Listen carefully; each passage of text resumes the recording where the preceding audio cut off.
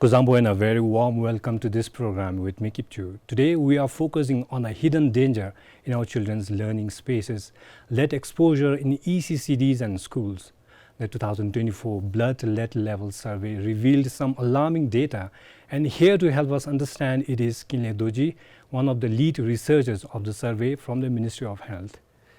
Welcome, 𝗀𝗧𝗃, to the program. First up, let's start from the basics. When you talk about lead exposure, what size of lead are we talking about? Firstly, thank you so much for this opportunity to the PBS team as well. I think it's a great opportunity for me to clarify some of the things regarding the lead poisoning issue that came up recently, which has become a public health issue now. When it comes to the lead, lead exposure. So we are not talking about something like what people has already seen, the lead, like kuru, the dart that we play, or some of the bullet shells that we have seen.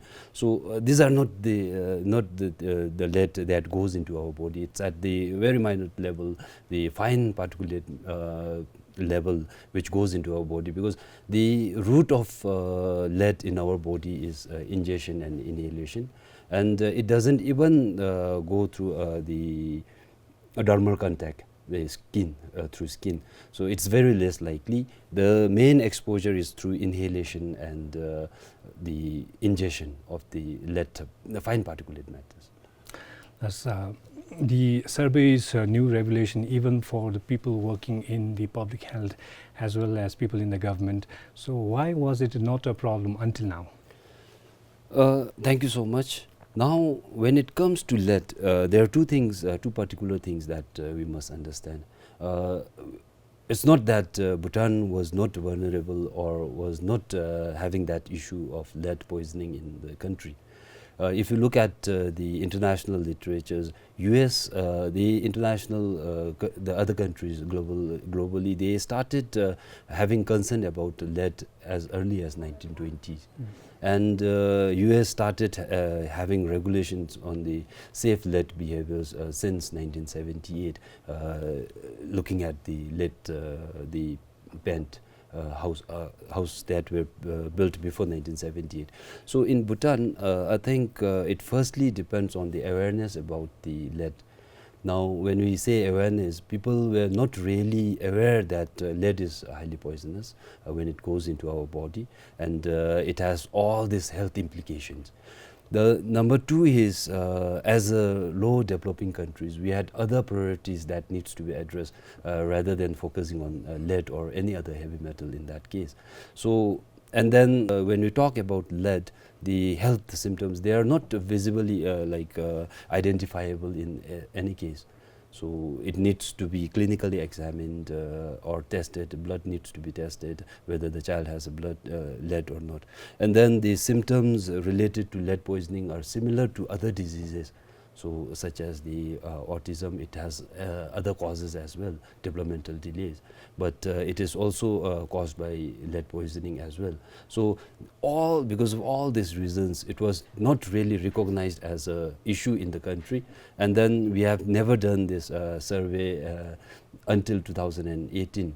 Which then came up with the evidence that there is huge lead poisoning issue in the society. So this is why I think it remains a very silent public health issue in the country.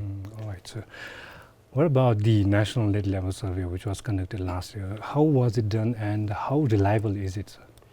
So now, regarding the National Blood Lead Level Survey that we conducted in 2024, first thing, the history of this blood lead level survey. So it started in 2018 when one of the professors in Faculty of Nursing and Public Health, Dr. Philip, he and his colleagues, they did a study in Phinseling and Thimphu in the children, and they found high blood lead levels in these children.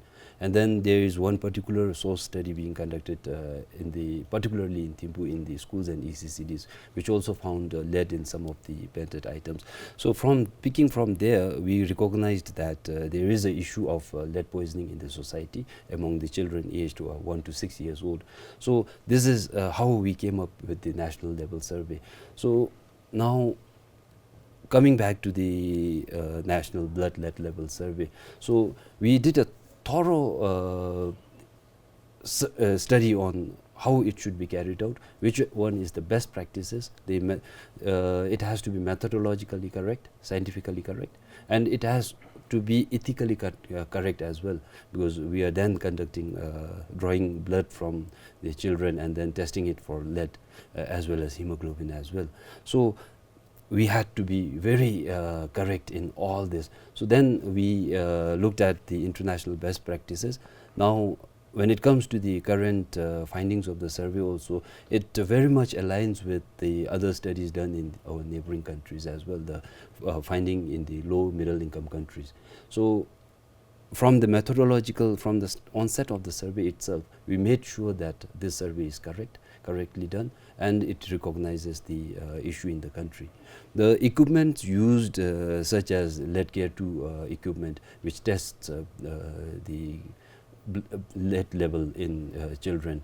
It's also certified by US to be used in this rapid testing screening of blood lead level. So the methodologically it's correct. We also we also had the equipment that were reliable, and then the final result also came out which is comparable to the studies done in low income middle countries. Well, sir, you mentioned about the research being conducted in schools and ECCDs in your answer earlier, sir. We'll now shift our focus on lead exposure in schools and ECCDs. We generally understand now that the lead exposure is a critical issue in any age group, but particularly for children who are below 6 years of age and those who are in ECCDs and schools. Why are ECCDs and schools such a high-risk areas for children? Now, when it comes to vulnerability and high-risk groups, we have to first understand why lead is a concern in this, even in the elderly population as well. So, in 2023, Lancet Planetary Health, they published an article that estimated that in 2090 globally lead has caused around 765 million loss of IQ points in children. And then it also stated that it has caused lots of cardiovascular diseases and also premature death. And if you look at this, 90% of this happens in low middle income countries. If you combine the cost of all this at the economic level, now it's around 9% GDP loss. And if you take the GDP of Bhutan, we are losing around USD 260 million in a year, around 22 billion in a year. So all this then makes it a very concerning public health issue. And when it comes to children, now first thing is younger children, especially below 6, and of course the pregnant women and all, especially those under 6 years, they are in the ECCDs. So they are highly vulnerable to lead poisoning, given the fact that they have a greater absorption rate, biological differences between the adult and children. So they absorb 4 to 5 times more than what we adults absorb. So around 50% of the lead that are ingested in a child's body gets absorbed in the bloodstream, whereas as an adult we absorb only around 15 to 20% of what is being ingested. So this is the biological differences in gut absorption. Then it's also higher nutrient demand in the kids. So as their body is developing, they need higher nutrient. And lead, it confuses with calcium and with the calcium and iron. So both comes in 2+ iron form. So then instead of absorbing the essential minerals like calcium and iron, they land up absorbing lead more. This then makes them more vulnerable to lead poisoning as well. And then their increased respiratory rate, of course, is also another thing. And then their immature blood barriers, which actually protects their brain from the harmful substances. So once the lead gets inside their brain, because their brain is not fully developed. Once it gets into their brain, it remains there permanently, because then their blood-brain barrier gets fully developed. So it gets there stays there permanently, harming the brain for throughout the life. So these are the major things that makes them vulnerable, as well as their behavior, because kids, they usually crawl in the dust and play in the dust or in the soil. They directly put their hands in the mouth, because and then also sometimes they eat soil, pant peel-offs. So it then gets into their body, and then it gets absorbed into their bloodstream. These are the major things that makes them vulnerable, including their poor nutritional status. Because usually the anemia and calcium deficiency, they are higher in the children. So then the lead absorption gets easy. So this all makes them more vulnerable to lead poisoning. What about the sources in ECCDs and schools?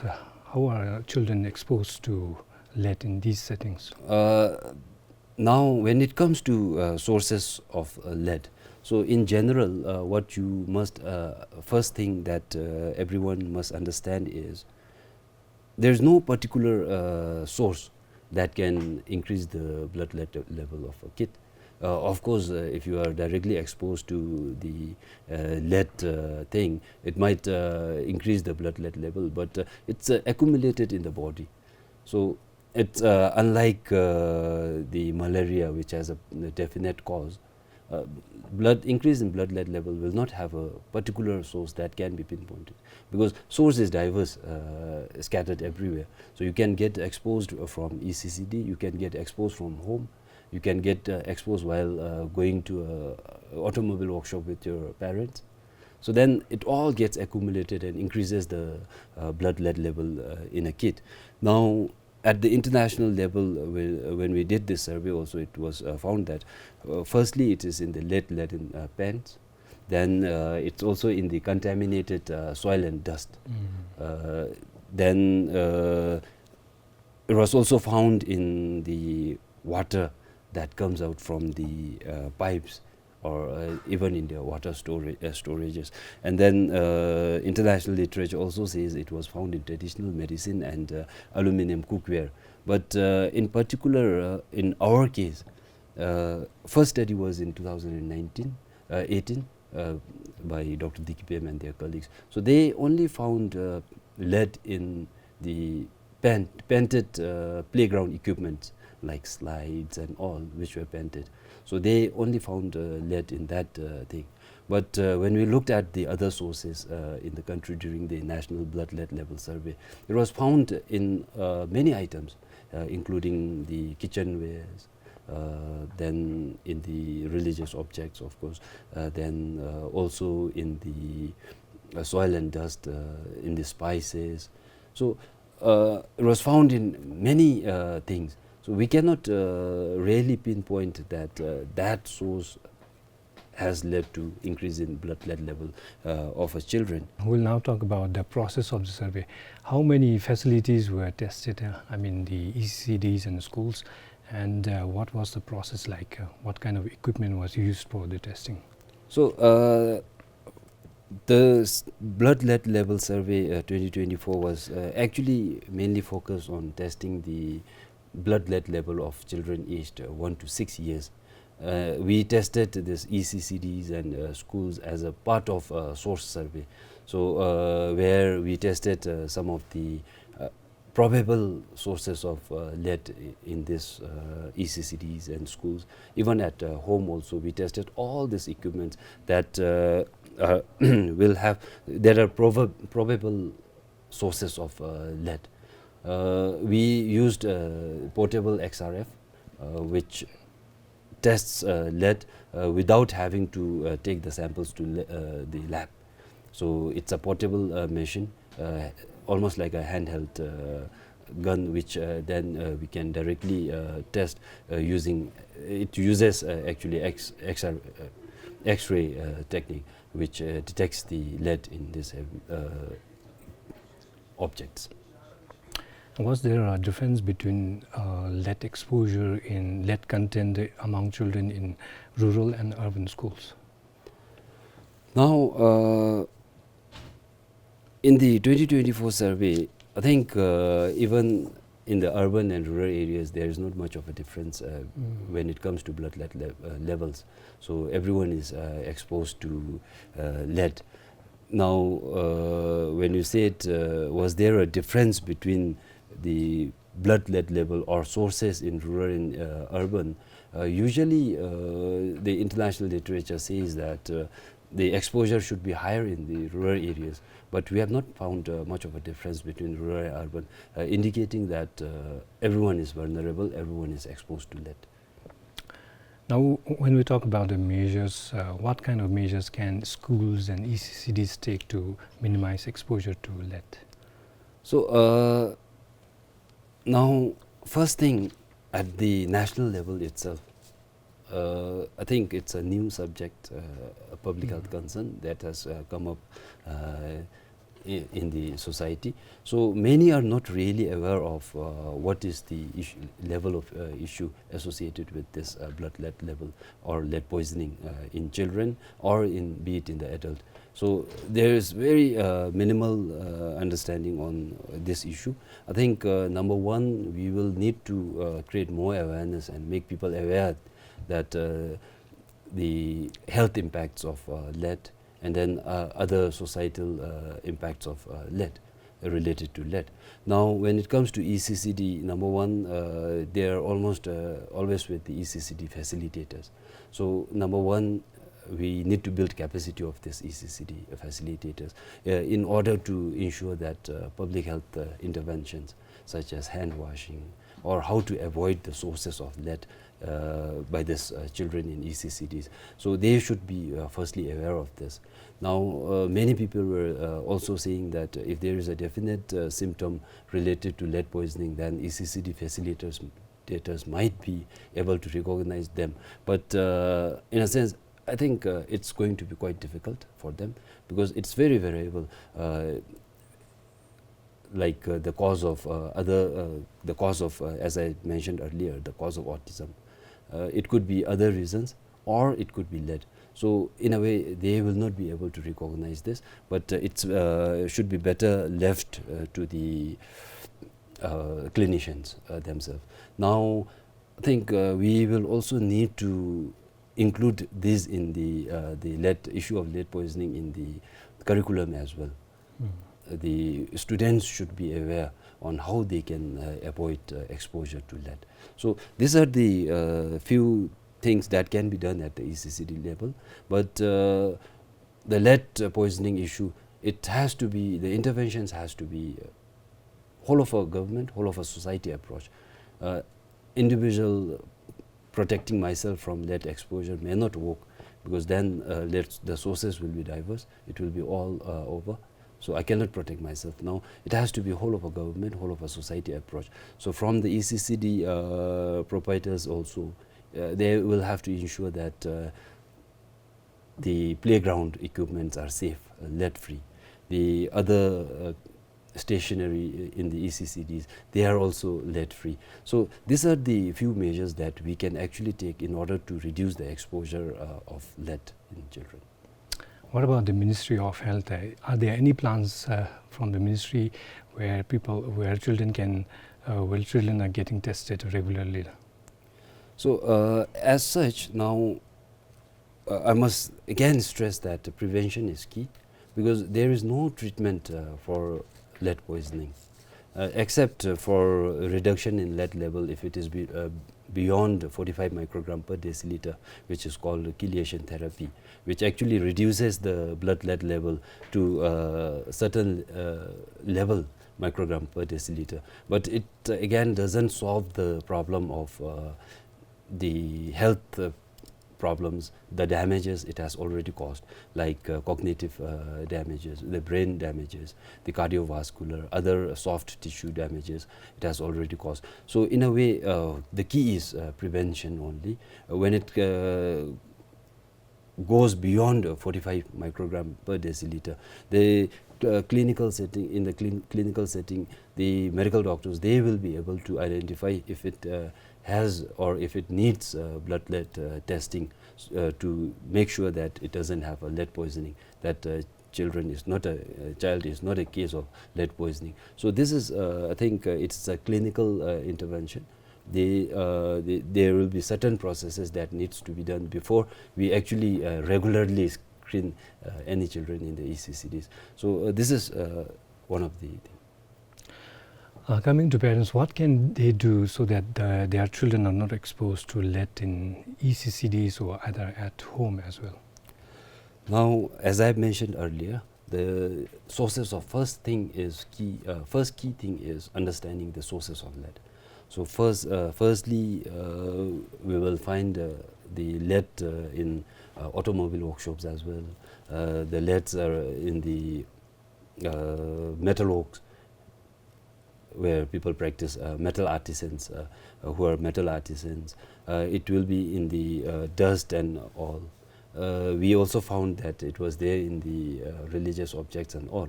But these are all used in metalworks because of their property. And one thing is lead acid batteries, so which is again dumped outside also, as well as found in automobile workshops. So parents firstly must understand how their children can get exposed to this lead. So the route is inhalation and ingestion. Now what parents can do is firstly avoiding the sources, making sure that their children are not exposed to lead, such as hand washing before and after eating, which will prevent dust with the lead from getting ingested. Not taking children out into the lead-laden dusts, not taking their children in the automobile workshops along with them, and also not exposing them in the places where there is high lead. And also when it comes to religious objects, people were questioning how can we solve this issue. So the simple thing is hand washing. Now we go to a altar, before praying we wash our hands. Now after coming off, we don't have the habit of washing our hands, and then also during the preparation of the food also. So if you have the dust on your hand, in order to prevent that from getting into the food, you will have to wash your hand, and then while going out also using masks, which will prevent exposure to lead. And then also giving nutritious food like calcium and foods that are high in calcium and iron, which will actually prevent lead from getting into the bloodstream. And these are the major things that can be taken care. The other thing is ECCDs. So if you look at the US regulatory frameworks, they do not allow ECCDs or any child care facilities to be established near the highways where there is lots of vehicular movement, also where there is high dust, not near the waste disposal sites, and there is a risk of getting exposed, such as the automobile workshops, etc. So these are the things that needs to be taken care, and then the parents should also do all these things. And 𝗀𝗧, before we wind up, what's your urgent takeaway for parents and school managers as well? Now, lead exposure has become a public health concern. Almost 58% of the child having, more than 58% of the child having blood lead level greater than 5. So, in a way, it's a very big public health issue. Now, when we talk about the children, it's essential that we prevent them from lead in order to make them more intelligent, firstly, because exposure to lead is directly associated with reduced IQ. So and then also parents must also know that during the pregnancy also, if they are exposed to lead, or even before then, that if they are exposed to lead, now lead it gets deposited in their bones, it stays there. And during the pregnancy, then it gets released back into the bloodstream and then goes into the fetus. So parents must really understand that this issue, that it will not only harm their children's IQ, but it's also associated with youth delinquency. Now, there are numerous studies that says that in the later life, the children who had high blood lead level will have behavioral issues, the crime, chances of committing crime, all these things. So parents must take care of all these things and make sure that their child is not exposed to lead, number one. And at the ECCD facilities also, now while caring for the children, they will have to ensure that their ECCD is lead free. So in a way that there doesn't have objects that contains lead which can be inhaled or ingested into child. So these are the important things that we will have to take care of. All right, Kile, that brings us to the end of the program. Thank you so much for coming here and sharing our insights on the topic. And we would also like to thank you and your colleagues at Ministry of Health for this wonderful survey on this critical issue. To all our viewers at home, what we have heard today is a wake-up call. Lead exposure is not just a hidden threat. It is a real and present danger, especially in places where our children learn and grow. Addressing it will take coordinated action from families, schools, policymakers, and the public at large. We hope today's discussion sparks awareness and urgency around this issue. Thank you for watching.